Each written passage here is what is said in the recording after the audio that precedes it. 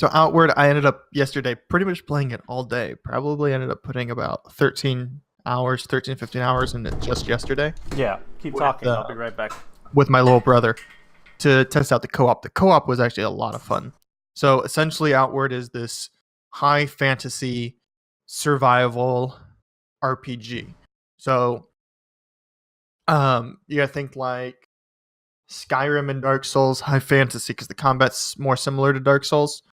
But so the setting of the world is very similar to something high fantasy like Skyrim, except for that you are just some dumb bumfuck citizen. You're not the chosen one.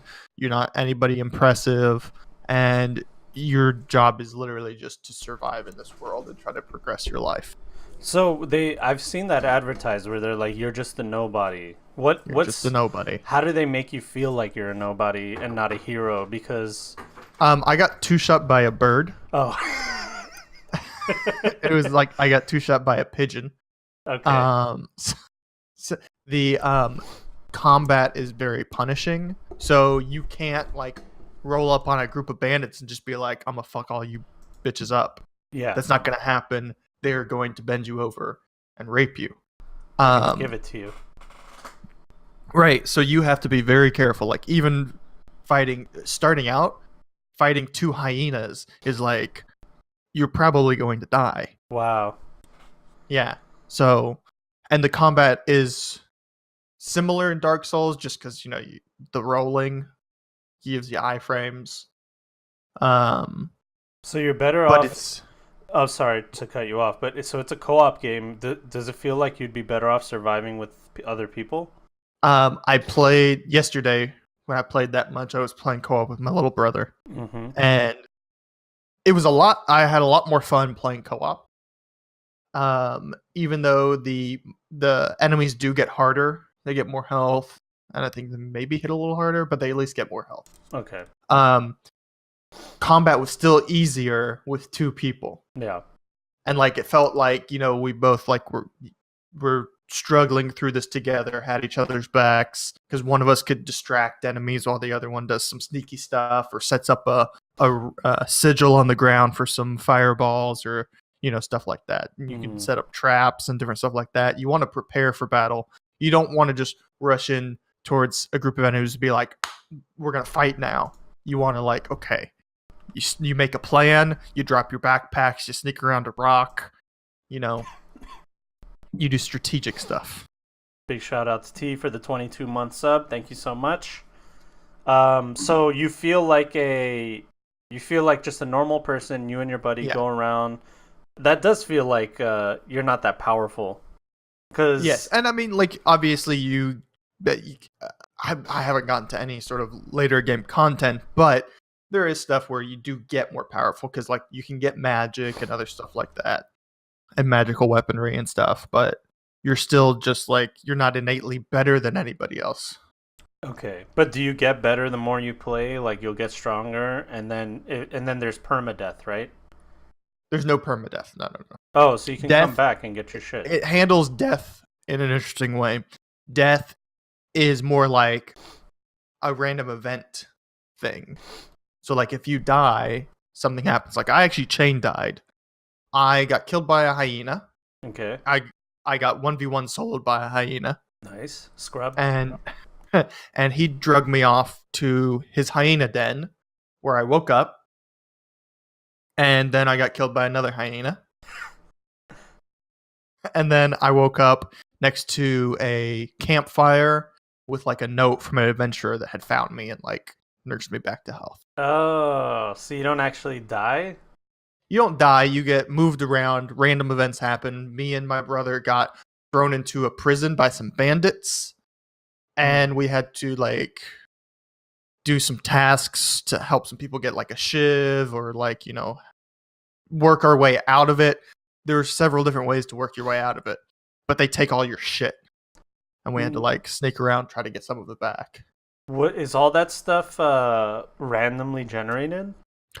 Some of it's randomly generated, but specifically the prison that we got stuck in there's a fortress because there's like there's like I think like 8 dungeons per map area. Okay. And so one of the dungeons is like Fort Van Dole or whatever, and we walked in there to go check it out. We talked to this guy, and we just got kidnapped.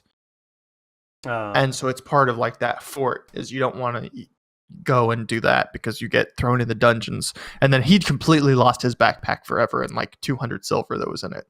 Oh wow. So I guess what my question is like, for example, in No Man's Sky, when you first start playing the game, you're like, oh my god, man, the possibilities are endless for these planets. Like each planet is completely different, and like all the like the biomes are different. But after you play for a few hours, you're like, you see the blueprint of everything. You kind of figure out how they made it look like that. You're like, oh, they just repeat this thing because you keep seeing it all the time. And it's like, what I mean with this Outward game is, you know, you said, oh yeah, we ended up in one place then the other. Is there like repeats where you're like, oh, I've already had this death before?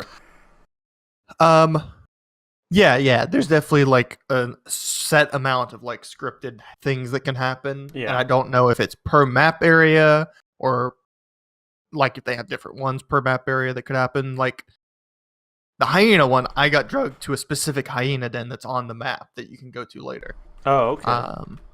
Or obviously, like I died and had the same, like, oh, an adventurer found you and dropped you off at his campsite. Different stuff like that. So there definitely is obvious stuff like that where it's like, you know, you die, here's a roll of the dice. One of those things is going to happen every time you die. Okay, I get it. Well, it looks like a fun game, but I heard, first of all, it's $40, and it's like, it's $40. I've been telling people that the $40 price tag is the $60 price tag's ugly cousin. Yes, I'd say pretty much that. I don't know what I would price this game at. I would just drop it by $10 and say $30. Just wait a little bit. Yeah, because I mean, it is like there seems to be a lot of content in the game, so I don't think it's like overpriced at the moment. You know what I'm saying? I think maybe if they made it like 30, I think maybe it'd be better for the health of the game. Not sure really. Yeah. But it's like I'm having a lot of fun with it, and I've barely experienced the surface area of the content available. And you can't blame them for charging as much as they do, you know? Because right, like, I mean, they have their own reasons and money. shit. And it's made by a small development group. There's only 10 people involved. So, you know, of course, it's like, you know, a small group of developers doing it. There's problems with it, as you would expect, because it's just a small studio that hasn't done a whole lot. You know, dated graphics, not really a big deal. You know, some voice acting issues, bugs, or just not a lot of it. Again, not really a big issue. It's a game with a really good core and a lot of potential.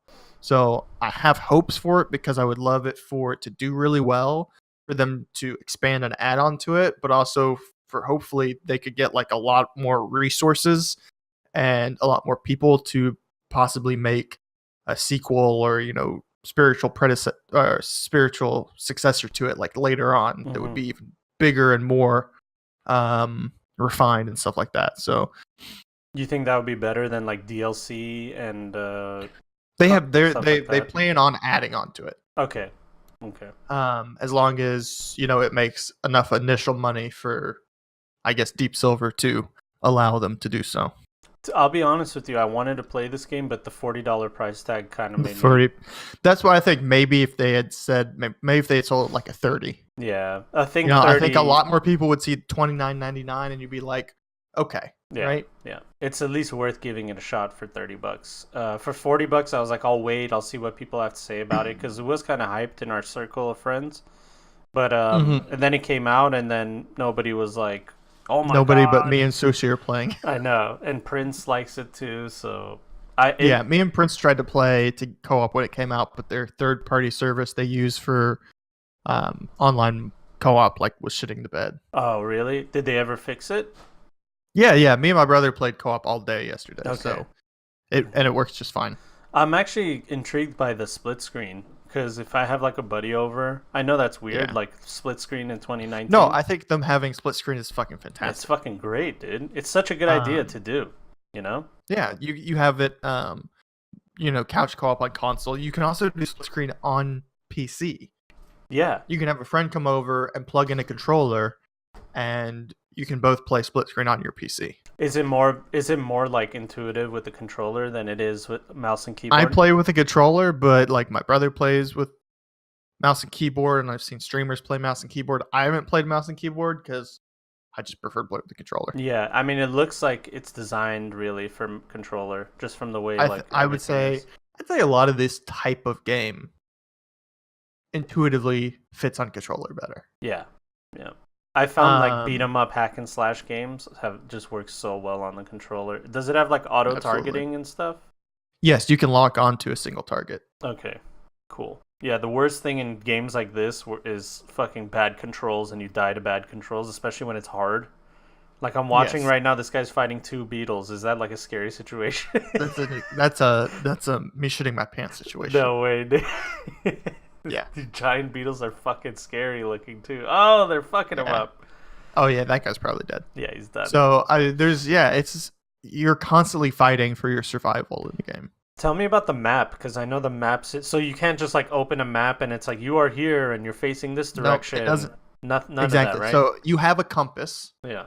That is always just on the top of your screen, so you can always orient yourself. You can look at the map. It doesn't show your current location on the map. You simply have to go off landmarks and your compass to get around the map and environment. Okay, so it's a Dark Souls style hard game that doesn't hold your hand and holding hand and doesn't apologize for killing you. No, and you die, you have to find your equipment if you die, you can lose stuff permanently if you die. And you're constantly being like hit by environment, hunger, and thirst. Yeah. Okay. Well, yeah, no, I'm definitely gonna give it a shot soon. I might even just get it, to be honest. Because I heard there was bugs and stuff. I think I'll wait for the first major patch and then I'll buy it.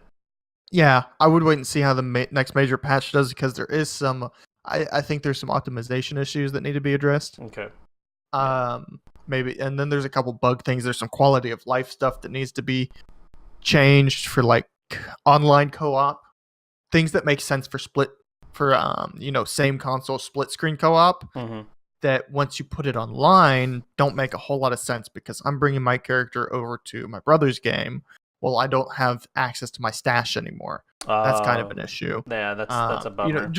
But it's small stuff that's quality of life, because I can just simply switch back over to mine, dump my stuff that I got in his game into my stash, jump back into his game. Yeah, but so quality what they should do, just quality of life, is bring my stash with me when I go over to his world. Yeah, there's some bugs like, some of the death sequences, like when you die and stuff, like your backpack gets stowed somewhere. Like bandits take it and put it somewhere, or you keep your backpack. But when you're doing co-op, there's some bugs that will make somebody's backpack despawn. Oh shit! So and then if you go back to your game, your shit's gone. Yeah, your shit's gone. Oh. So I started, when I'm with my brother, we started leaving like important stuff and large chunks of our silver in stash. Yeah. When we go out, because we don't want one of our backpacks to despawn and be like, oh, I just lost 200 silver. So you're giving the main player, like the one that you're in his world, you're like, here, take my shit, put it in your stash. You can. I just jump back to my own world. Is it that easy to jump back into your own world and stuff like that? Yeah. It's in the menu. You hit start and you say stop offline play, and it jumps you right back into a short loading screen, and you're back at your lighthouse. Okay, that's good at least.